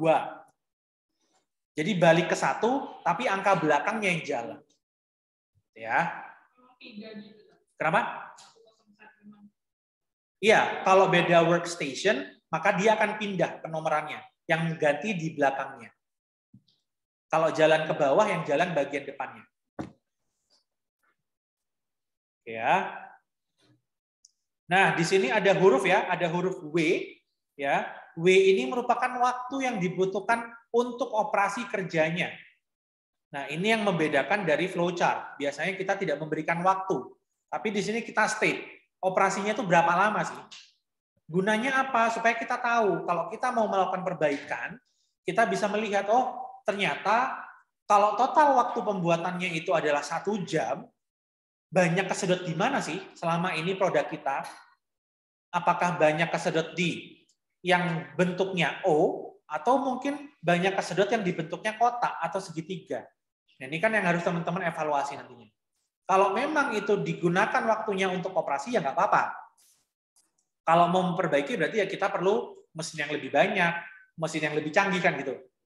Tapi kalau waktunya banyak kesedot di inspeksi, banyak kesedot di storage, nah ini kan hal yang perlu kita perbaiki segera, gitu ya. Yang itu bisa diperbaiki secara sistemik, bukan secara machine base, gitu ya. Makanya kita perlu sematkan mesin di sini. Nah, kemudian karena tadi kita sudah belajar antara hubungan man mesin, maka kita sematkan di sini, taruh mesinnya apa. Ya, di sini ada M. Ya, kita taruh mesinnya apa? Oh, mesinnya blender, Pak. Oh, mesinnya blender kok waktunya lama. Nah, ini kan nanti bisa jadi analisa juga. Oh, waktunya lama karena mesinnya pakai tangan atau pakai parutan gitu ya, terus kemudian diperes gitu. Itu kan juga bisa. Nah, otomatis waktunya kan lebih lama. Sehingga operasinya harus teman-teman detailkan dan mesinnya atau toolsnya teman-teman sematkan di setelah prosesnya ini, setelah gambar prosesnya. Misal inspeksi, inspeksinya mau pakai apa? Apakah ada alatnya atau manual gitu ya? Kalau manual pun kan kadang-kadang ada toolsnya, misal kertas dan bolpen, gitu ya. Nah, itu nanti yang akan bisa jadi evaluasi dari pihak manajemen. Nah, di akhir biasanya kita pakai lambang segitiga, karena in the end biasanya kita store dulu sebelum ada barang itu dipindahkan ke departemen lain atau dibeli oleh customer. Sehingga biasanya di akhir itu dilambangkan dengan segitiga. Oke, supaya mudahnya kita lihat contohnya. Ini ya. Oke, ada skateboard operation process chart. Jadi ini adalah OPC pembuatan skateboard. Oke ya. Nah, di sini ada lambang-lambangnya, cuma di OPC ini tidak disematkan waktunya berapa. Ya. Nah, biasanya teman-teman, kalau dalam OPC itu biasanya yang digambarkan hanya relatif tiga bentuk saja yang digambarkan dalam OPC sebenarnya. Hanya operation, kemudian storage, sama inspection. Biasanya yang digambarkan itu. Ya, tapi di contoh ini digambarkan semua. Ya, ini contoh dasar buat pemahamannya teman-teman. Oke. Nah, ini misal contoh ya. Untuk membuat skateboard berarti kita butuh 4 material. Ya, tadi kan disampaikan ya di sini arah material yang masuk proses. Ya, kita butuh 4 material di sini. Ada yang namanya board, berarti papannya ya, board. Kemudian base plate, mungkin apa kayak ada yang main skateboard nggak di sini? Nggak ada ya. Mungkin setelah kayunya di bawahnya ada kayak besi dasarnya gitu ya, base plate. Kemudian wheels ya, rodanya kan ada 4 ya skateboard ya, ada 4 rodanya. Kemudian trucks. Trucks itu mungkin ini ya, asnya ya, as rodanya gitu, yang menghubungkan antara roda satu dan roda yang lainnya. Oke, berarti kita butuh 4 komponen. Nah, sekarang tinggal kita lihat arahnya dari mana ngerjakannya. Apakah ngerjakan board dulu, apakah dari base plate dulu, apakah dari wheels dulu, atau dari trucks dulu. Itu ya. Nah, biasanya yang kita taruh di awal, itu biasanya ciri-cirinya adalah material yang membutuhkan proses paling banyak, atau material yang dalam proses transformasinya membutuhkan waktu paling lama. Oke. Pada contoh ini kan kita nggak tahu waktunya. Oke, maka yang paling mudah kita susun sesuai dengan elemen kerja yang paling banyak. Oke, berdasarkan gambar ini kan teman-teman bisa lihat elemen yang paling banyak itu ternyata kalau kita bikin board. Ya, kalau kita bikin board itu perlu 1, 2, 3, 4, 5, 6, 7, 8, 9. Sementara untuk bikin base plate itu butuh 6 dan wheels butuh 3. Dan untuk bikin trucks itu butuh 1, 2, 3, 4, 5, 6, 6. Ya, terakhirnya storage. Maka bisa kita putuskan bahwa yang paling kiri berarti kita berangkat dari pembuatan boardnya dulu.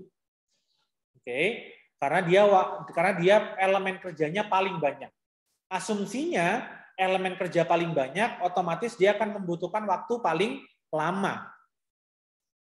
Logikanya kan gitu ya. Semakin banyak elemen kerjaan, semakin banyak elemen pekerjaan atau elemen kegiatan, maka waktunya akan semakin lama. Oke, kita mulai dari board. Pertama kita cut to length, ya. Kita potong boardnya sesuai panjang yang kita inginkan. Kemudian kita shape, ya. Kita shape menggunakan mesin router. Di sini mesinnya sudah disampaikan ya. Ada mesin jigsaw, ada mesin router, ada mesin drill press, ya. Mesinnya sudah disampaikan. Oke, kemudian setelah 3 proses mereka melakukan inspeksi. Sudah oke apa belum nih? Ya. Kalau sudah oke, berarti kita lanjut ke proses berikutnya, yaitu root name. Kemudian ada root fillet age, ya. Kan ada filletnya ya kalau skateboard ya. Wah, kok unstable nih. Jadi kemarin teman-teman kan belajar ya, ada fillet, ada chamfer ya. Nah ini kan kalau skateboard kan pakai fillet. Oke. Kemudian ada bend ends, kan ditekuk ya ujung-ujungnya ya. Ujungnya ditekuk. Ada bend ends, kemudian kita inspect, kemudian kalau sudah selesai kita transport. Nah, di banyak OPC teman-teman, transport ini tidak digambarkan. Kenapa? Karena dia sudah digambar garis ya, digambar garis yang dia dipindahkan ke komponen yang lain. Nah, itu mewakili transportnya. Oke, itu mewakili transportnya. Jadi kadang dia tidak digambarkan, itu mewakili transportnya. Nah, di contoh ini transportnya masih digambarkan. Tapi nanti kalau teman-teman kerja di kayak Honda atau di Yamaha, di perusahaan Jepang base gitu ya, teman-teman akan melihat hal seperti ini yang mungkin transportnya tidak akan digambarkan. Ya. Tapi diganti dengan garis yang memindahkan proses ini ke proses yang lain. Ini kan dipindah ya, board yang sudah jadi dipindah ke area pembuatan trucks. Ya. Oke, dari board kita pindah ke base plate ya. Base plate yang punya elemen gerakan terbanyak kedua, maka ditaruh kedua setelah pembuatan board. Oke. Sudah selesai proses, dia dipindahkan di sini. Ya, dipindahkan ke trucks, kemudian wheels, dia juga dipindahkan ke sini. Biasanya memang karena yang paling kiri ini membutuhkan waktu paling lama, biasanya dia akan nyampe di penyatuan benda ya atau penyatuan barang itu yang garis paling akhir biasanya. Biasanya garis paling akhir. Jadi modelnya akan bentuknya seperti ini. Di sini dilakukan proses assembly ya. Ini ada kata-kata assemble. Ini ada kata-kata assemble. Ya. Tapi dia masih menggunakan bentuk lingkaran. Masih pakai simbol operation. Ya. At the end of the day, di akhir kita lakukan storage untuk produk yang sudah jadi. Oke, ini yang contoh awal yang tanpa waktu. Ya. Sekarang kita lihat gimana kalau yang pakai waktu. Ya. Nah, ini ada contoh. Ini kita mau bikin apa ini? Airflow regulator. Ya, airflow regulator. Jadi kayak regulatornya LPG gitu kali ya. Tapi ini yang gunanya untuk udara. Airflow regulator. Oke. Kemudian pertama, nah ini ya, pertama yang dibuat adalah planger retainer. Ya, planger retainer. Sekarang kita lihat, kenapa kok planger retainer ditaruh paling depan? Padahal elemen kegiatannya dia cuma satu.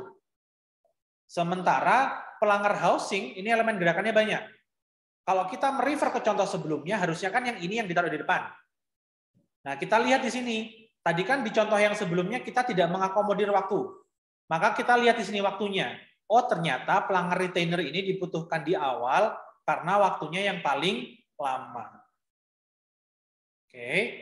Kemudian bisa teman-teman lihat di sini. Ternyata operationnya pelanggar retainer ini dijadikan satu, teman-teman. Yaitu shape, drill tab inside, kemudian hook outside, kemudian inspect.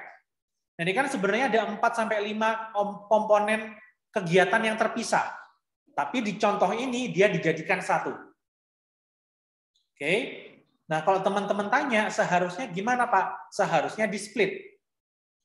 Ya, seharusnya di-split.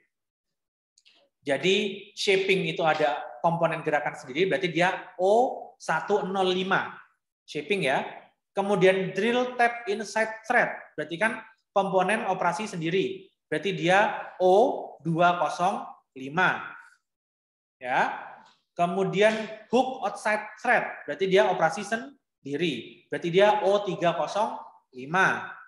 Inspect. Nah, ini ada inspect berarti pakai bentuk kotak ya. Berarti I405. Ya. Oke. Nah, setelah itu dia nggak digambarkan lagi transportnya. Kalau yang di contoh sebelumnya kan kita gambarkan transportnya.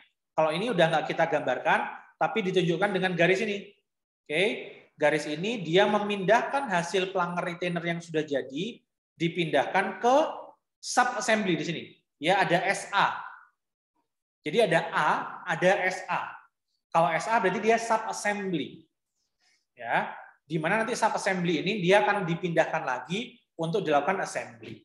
Itu ya. Oke, setelah pelanggar retainer, ternyata yang kedua adalah seat ring. Ya, seat ring. Dia sebenarnya waktunya 11-12 ya sama yang lain ya.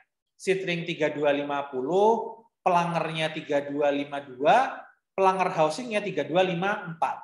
Kalau kita memang mau mengakomodir kaidah waktu gitu ya, harusnya 3254 ini yang kita taruh di sini. Ya. Cuma ternyata dia menaruh seat ring-nya yang di sini. Ya, seat ring-nya di sini. Itu membutuhkan waktu sebanyak 3.250. Saya nggak tahu satuannya apa ini ya, detik apa menit, nggak dijelaskan di sini. Kemudian elemen gerakan yang, elemen operasi yang digunakan adalah shaping, drilling, cut off, inspect. Berarti ada 3 komponen operasi, 1 komponen inspection sebenarnya. Ya, selesai runtutannya, kemudian dia dipindahkan lagi ke sub assembly di sini. Ya, dia dipindahkan ke sub assembly di sini. Kemudian pelanggar, ya, pelanggar dia membutuhkan waktu 3252. Kode operasinya adalah O103. Ya, ini memang nggak urut ya penamaannya. Saya juga nggak ngerti kenapa kok gini penomorannya. Oke. Kemudian elemen operasinya ada milling, ada shaping, ada cut off, ada inspect. Berarti ada 4 operasi juga. 3 yang termasuk operasi produktif, yang 1 termasuk inspection. Oke. Setelah jadi, kemudian dibawa ke sini, dibawa ke SA, sub assembly. Oke. Nah, kemudian yang terakhir ada pelanggar housing ya. Pelanggar housing 3254. Nah, ini agak lumayan dijabarin ini ya.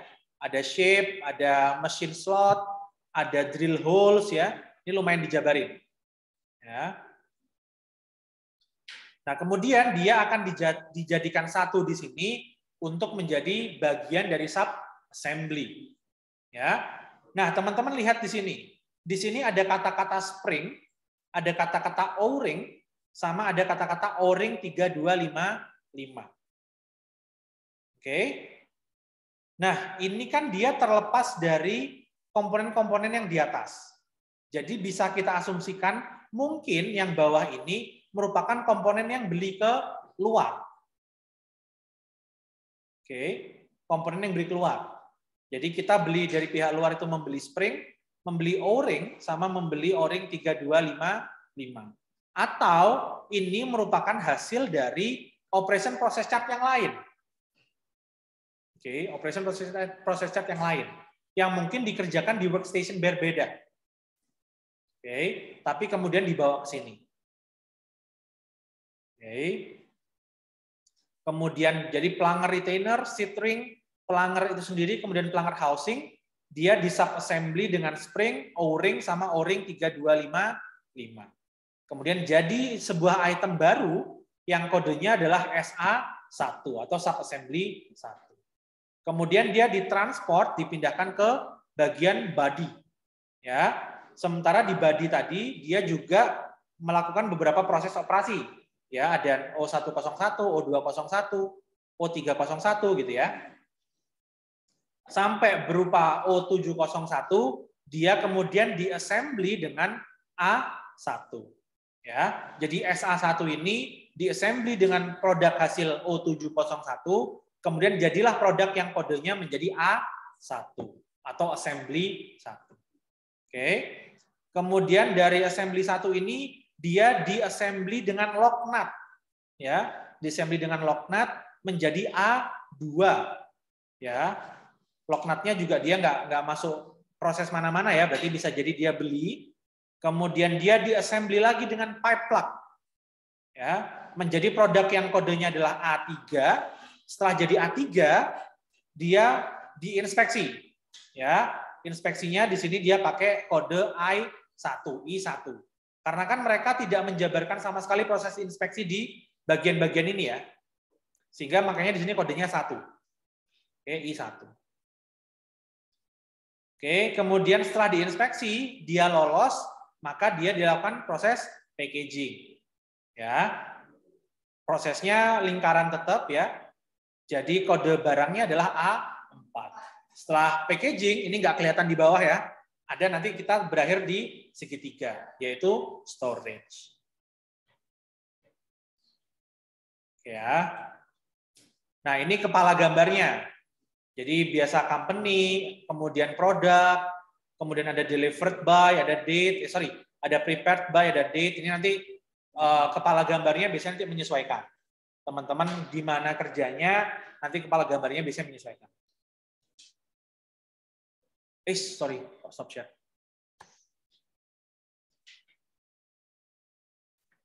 Oke, sampai sini dulu ada yang ditanyakan? Operation process chart, teman-teman? Ya, gimana Mas? Inspection ini berarti nggak harus di setiap itu ya? Maksudnya itu kan di yang contoh sebelumnya itu kan setiap benar. Ya? Nah, kalau ini kan cuma di akhir cuma 1. Benar. Berat. Karena dia nggak digambarkan. Jadi kalau Mas baca di sini, O105 itu mewakili beberapa proses. Ada proses shape, ada proses drill tap inside thread, ada proses hook outside thread, sama inspect. Jadi dia dijadikan satu. Jadi satu operation. Ada kemungkinan kalau satu alat?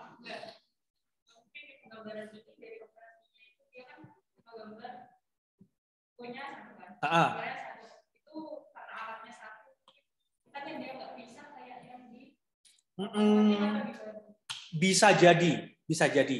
Tapi sebenarnya kita punya alternatif lain. Kalau memang mesinnya satu, sebenarnya kita tetap bisa menjabarkan dengan nanti menulis nama mesinnya. Ini kan nggak ditulis nama mesinnya kan? Padahal kalau dari contoh sebelumnya, kita kan harusnya memberikan nama mesin. Nih ya, ada W, ada MC. Nah, kalau di contoh ini, dia malah menjabarkan prosesnya, tidak menjabarkan alatnya pakai apa. Tapi di contoh sebelumnya, dia dijabarkan nih. Ada jigsaw, ada router, ada drill. Ya, alat yang sama digunakan untuk beberapa proses di sini. Roto shape pakai router, route name pakai router. Jadi sebenarnya yang seharusnya dilakukan adalah memisah event pakai mesin yang sama.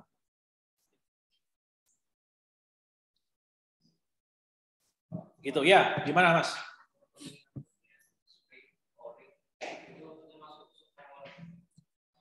Termasuk subkomponen. Termasuk subkomponen. Sebagai pelengkap, benar. Sebagai pelengkap. Apa assembly sama sub-assembly. Karena kalau sub-assembly itu kan dia nanti masih akan dijadikan satu lagi. Ya, contoh di sini ya. Kenapa dia menjadi sub-assembly? Karena di sini kan dia digabungkan sama subkomponen yang tadi Mas sampaikan. Ada spring, ada O-ring, ya. Kemudian ada O-ring 3255. Ya. Posisinya dia kan bukan di produk penyatuan produk akhir, posisinya. Oke. Dan dia dibawa ke bagian produk akhir, dibawa ke body ini. Dijadikan satu lagi nanti di body. Nah, sehingga proses assembly yang sebelumnya bisa kita anggap sebenarnya dia adalah sub-assembly. Oke. Tapi kalau teman-teman misal takut rancu nih, misal teman-teman mau menggunakan kata assembly doang, nggak apa-apa sebenarnya. Pakai A1 gitu nggak apa-apa.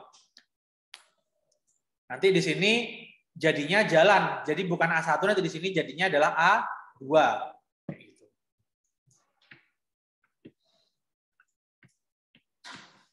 Lucu. Ya, silakan Mas.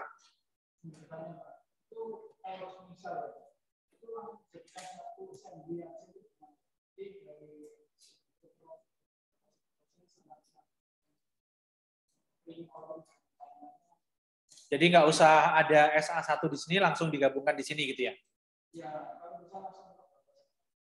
Langsung ke sini? Langsung A3 ini? Kan nggak bisa, ini kan urutan, sequence. Jadi kan dia harus jadi produk A1 dulu, kemudian dia ditambahkan lock nut sama pipe plug. Kalau langsung Mas bawa ke sini kan berarti dia nggak melewati fase ini, pemasangan lock nut sama pipe plug. Kalau sub assembly-nya dihilangkan kemudian langsung ke A1 masih boleh. Tapi kalau di bypass kemudian langsung dibawa ke A3 karena kan harusnya dipasang lock nut dulu. Jadi dia harus di assembly dulu sama bagian body, kemudian dia dikasih lock nut sama pipe plug.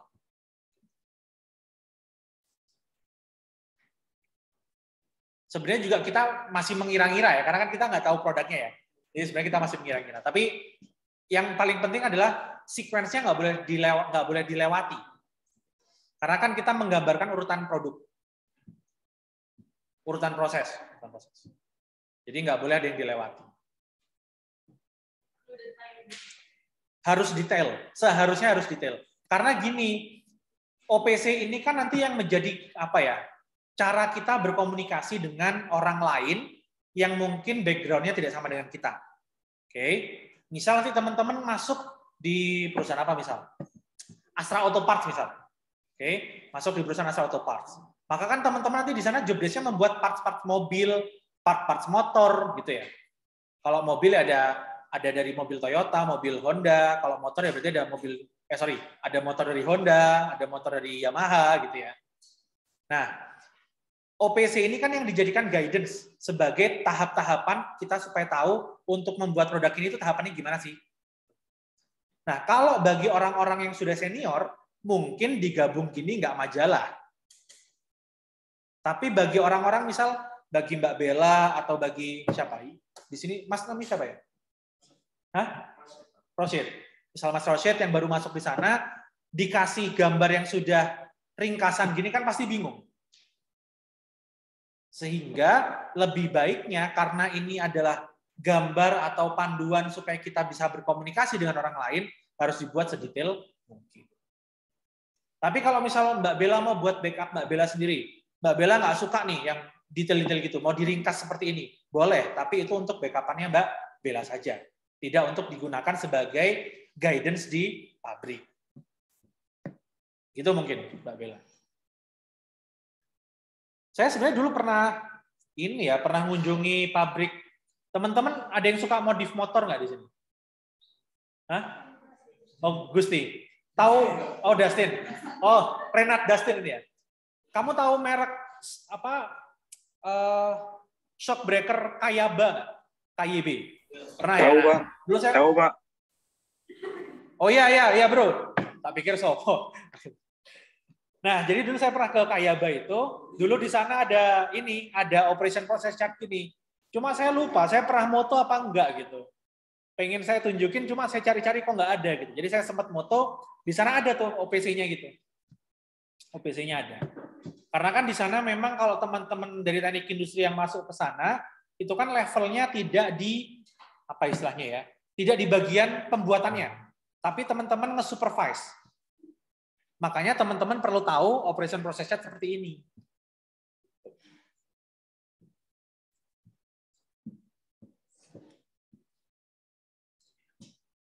Ada lagi guys? Yang di rumah mungkin ada lagi yang ditanyakan?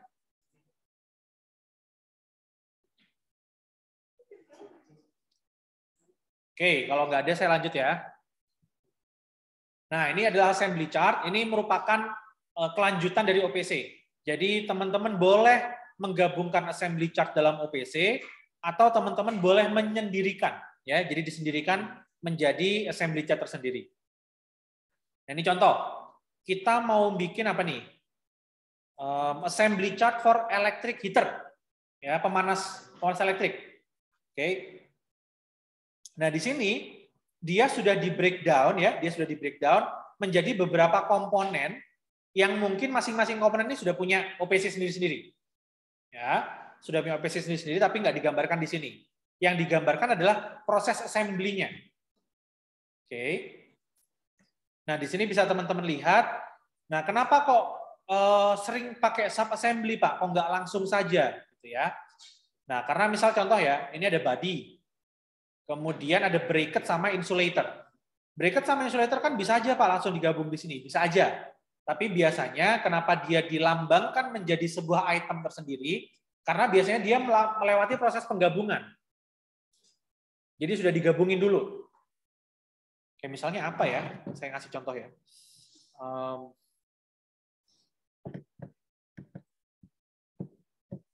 Oh ini misal saya mau baking, misal mau baking roti gitu ya. Mau baking kue ulang tahun. Apa ya? Iya, saya mau bikin kue ulang tahun. Oke. Kemudian saya masukkan ke kulkas. Oke, saya masukkan ke kulkas. Maka kan sebelum saya masukkan ke kulkas, itu kan hiasan udah harus jadi dulu. Ya, hiasan udah harus jadi dulu, kemudian ketika barangnya jadi baru saya masukkan kulkas. Ya. Nah, bukan saya masukkan ke kulkas sebagai barang sendiri-sendiri.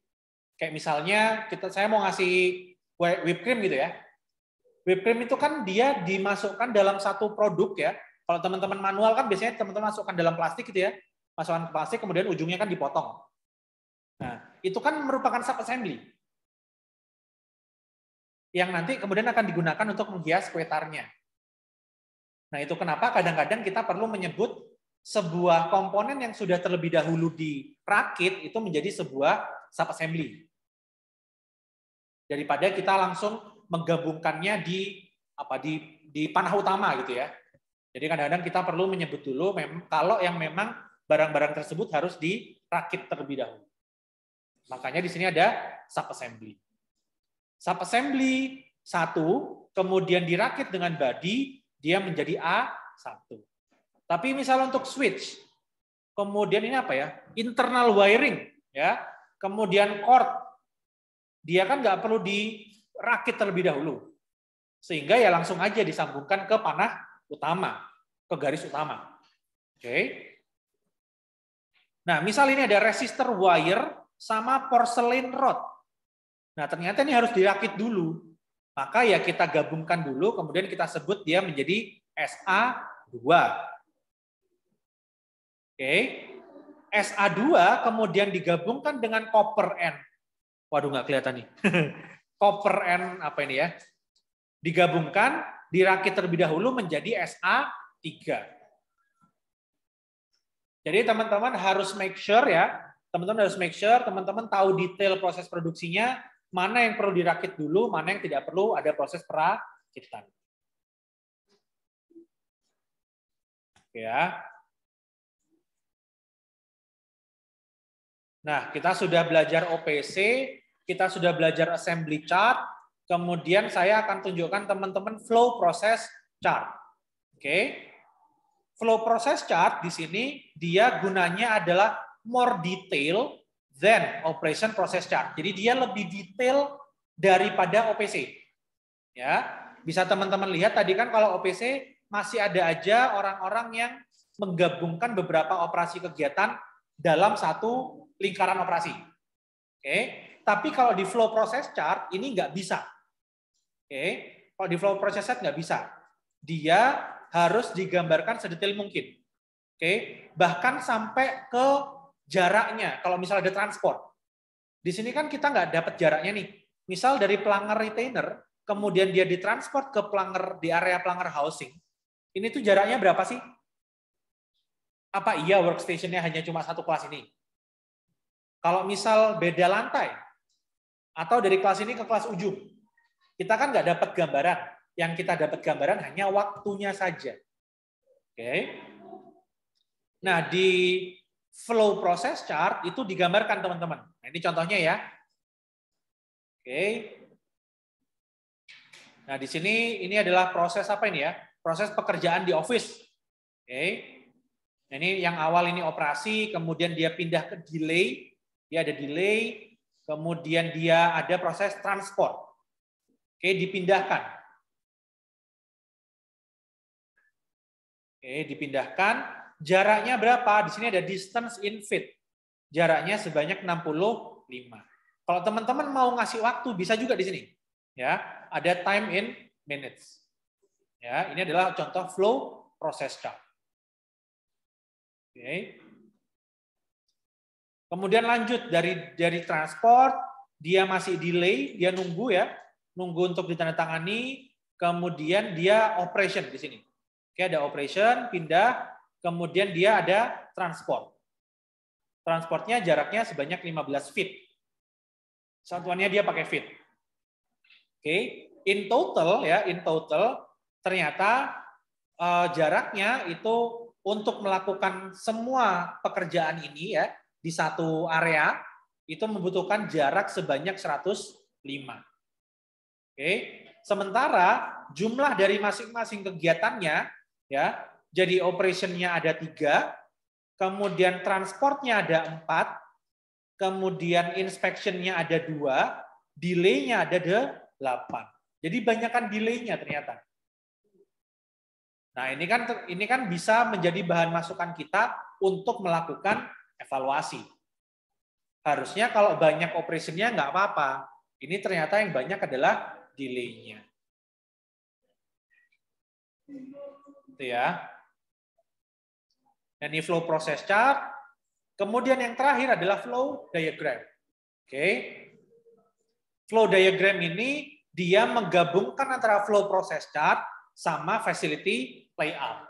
Ya, teman-teman masih belum dapat mata kuliahnya. Nanti di semester 6 teman-teman akan dapat mata kuliah, semester 6 atau semester 5 ya? Kayaknya semester depan deh. Teman-teman akan dapat mata kuliah namanya perancangan tata letak dan fasilitas. Nah, nanti teman-teman akan belajar gimana sih caranya nata fasilitas gitu ya di sebuah perusahaan, atau kita mau bikin warehouse atau mau bikin distribution center gitu ya. Kira-kira pertimbangannya apa? Nah, tools yang menggabungkan antara flow process chart ini ya dengan facility layout itu disebut dengan flow diagram. Oke. Bentuknya gimana flow diagram? Bentuknya seperti ini. Oke, ini adalah facility layout-nya. Ya, layout office-nya ini. Oke. Nah, arahnya berarti dari supervisor office dia ke area secretary, dari area secretary dipindah ke superintendent, dari arah superintendent dipindah ke purchasing agent, dari purchasing agent terakhir dipindahkan ke bagian typist. Jadi dia digambarkan proses flow dari materialnya dari mana ke mananya. Menggunakan flow diagram. Nah, contoh lain. Ini ada flow diagram dari mixing rum and coke, ya, pabrik Coca-Cola gitu ya. Nah, di sini dia gambarkan facility layout-nya, ada ice, ada liquor, ada fridge, ada pendingin ya. Kemudian ada glasses, ada area mix. Oke. Ini apa ya? Kayak barista gitu kali ya, barista. Barista minuman gitu ya. Nah, flow-nya ternyata begini teman-teman. Jadi ngambil gelas dulu ya, ambil gelas, kemudian gelasnya ditransport ke bagian ice. Jadi kita ngambil ice. Oke. setelah ngambil ice, kita ngambil liquor. Oke. Setelah dari ngambil liquor, kemudian kita ke area mix. Kita mix ya. Kalau barista itu biasanya di mix pakai apa itu namanya ya? Shaker gitu ya. Di mix, kemudian setelah jadi ya, kemudian dia ditaruh dulu ya, ada proses storage di area kelima. Oke. Setelah di area kelima, dia dipindahkan ke area ke-6. Ini nggak tahu nih area apa ini ya. Area ke-6, mungkin area kelima ini diambil oleh customer gitu ya. Ini area customer-nya mungkin ya. Dipindah ke area ke-6, setelah dari area ke-6, dia balik lagi ke area ke-7. Nah, jadi digambarkan flow-nya itu seperti apa. Nah, ini kan kita sudah tidak bicara workstation. Kita sudah bicara as a whole, sistem produksi. Kalau workstation kan kita bahasnya glasses sendiri, fridge sendiri gitu ya. Oh, selesai. Nah, oke, nah sebagai supaya teman-teman paham apa yang kita pelajari hari ini, sama seperti kelas yang sebelumnya. Jadi saya minta tolong teman-teman kan sudah punya kelompok ya? Oh enggak, maksudnya dari mata kuliah yang lain? Sudah banyak ya? Kemarin itu kelas 0301 itu dia mau pakai kelompok yang apa ya? Prosman ya? Dia prosman ya? Manufaktur ya? Proses manufaktur ya? Nah, kalau misal kelompoknya pakai itu aja gimana? Gak apa ya? Maksudku daripada bikin kelompok lagi gitu. Jangan. Teman-teman prefer pakai kelompok apa? Maksudnya daripada bikin lagi gitu. Ada berapa kelompok yang sudah terbentuk dari mata kuliah lain? Apa saja? Prosman sama statin. Apa pakai statin aja? Maksudnya daripada bikin lagi.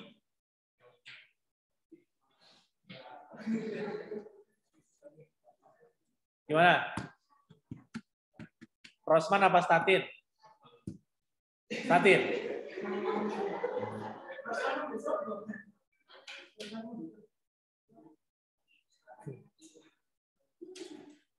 Bapak bikin boleh Pak. Aduh. Biar nggak kebanyakan kelompok Mas Said. Biar nggak kebanyakan kelompok. Gimana? Pilih prosman apa pilih statin?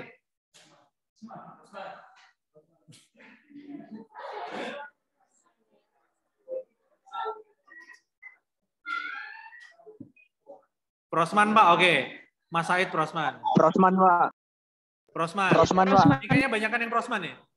Prosman Pak. Saya nggak mau nih. Pak prosman Pak.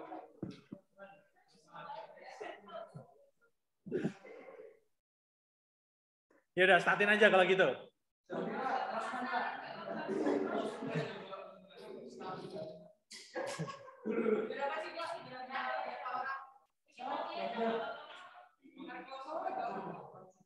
Yaudah statin ya, kelompok statin ya.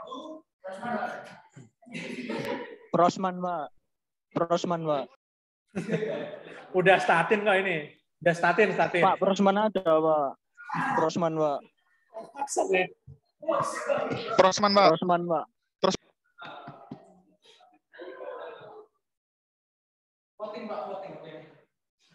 Gimana votingnya ya? Ini nggak ada vote ini soalnya. Iya. Yang Kalau banyak pilih statin- prosman siapa?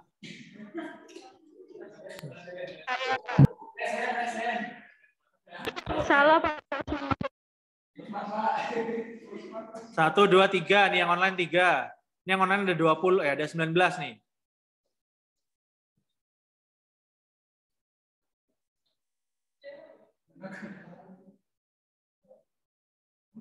Prosman Pak, oke. 4. Prosman 4. Prosman 5.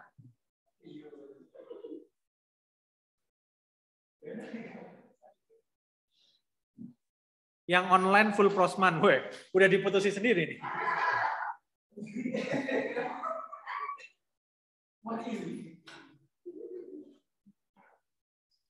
Oke, 6. Ini masih belum quorum nih. Butuh 10 nih, Pak. Butuh 11 paling enggak, butuh 11. 6. 7. 8. 9. Kurang 2, kurang 2.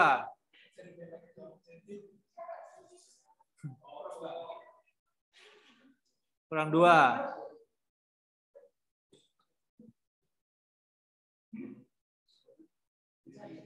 Oke, udah 11 ya. Yang di sini siapa yang prosman yang di sini? Yang di sini siapa yang prosman? Kenapa?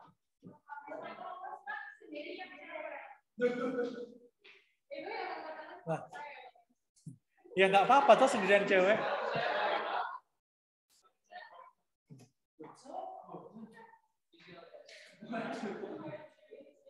Oke, berarti kayaknya banyak yang nggak prosman ya. Oke.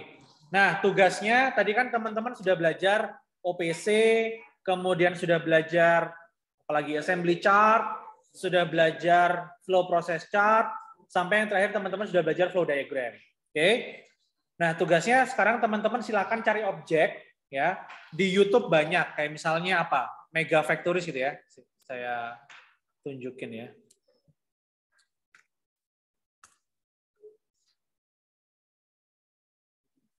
Ini belum show ya.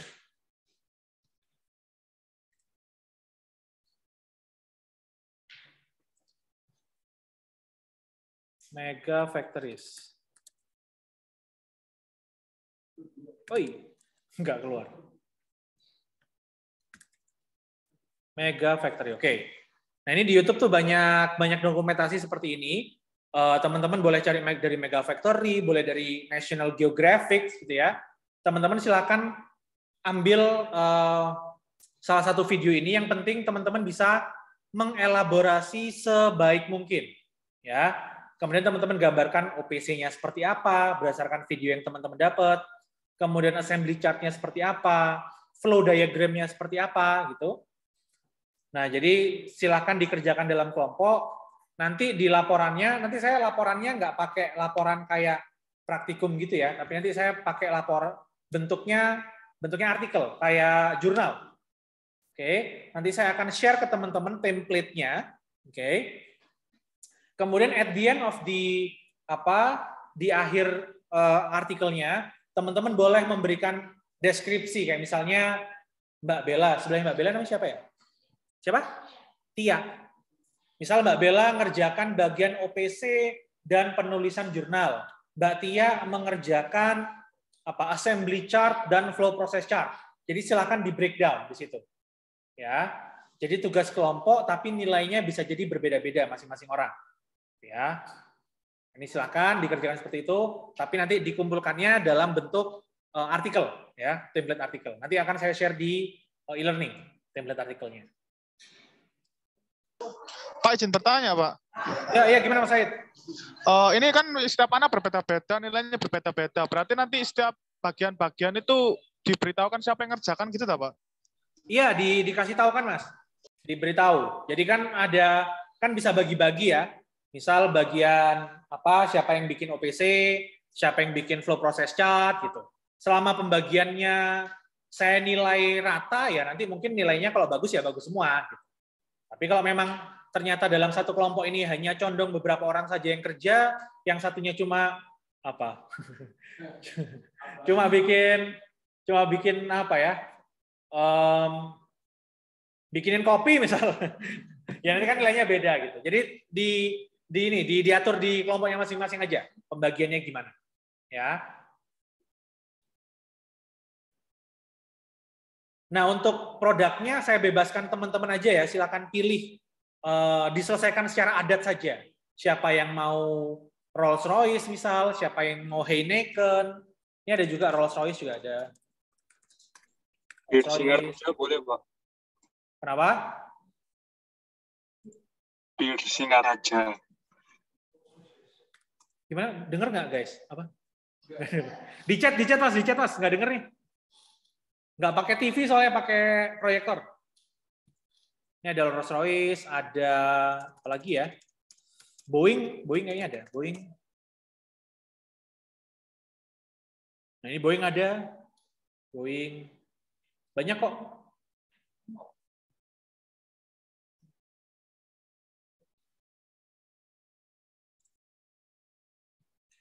Oke.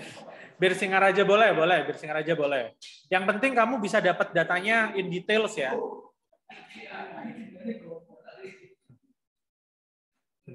Ini anak malam nih Bir Singaraja. Mas Dustin apa Mas Dustin? Jack Daniels. Oh sama. Baik Pak, oke. Ya anything. Yang penting teman-teman bisa dapatkan datanya maksimal karena kan nanti penilaiannya dari pembuatannya toolsnya tadi teman-teman. Bisa gambarin OPC-nya dengan jelas nggak? Bisa bikin OPC apa FPC-nya dengan jelas apa enggak? Gitu ya.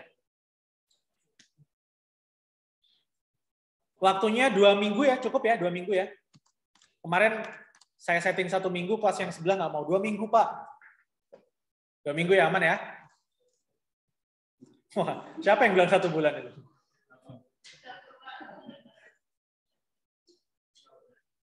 Oke.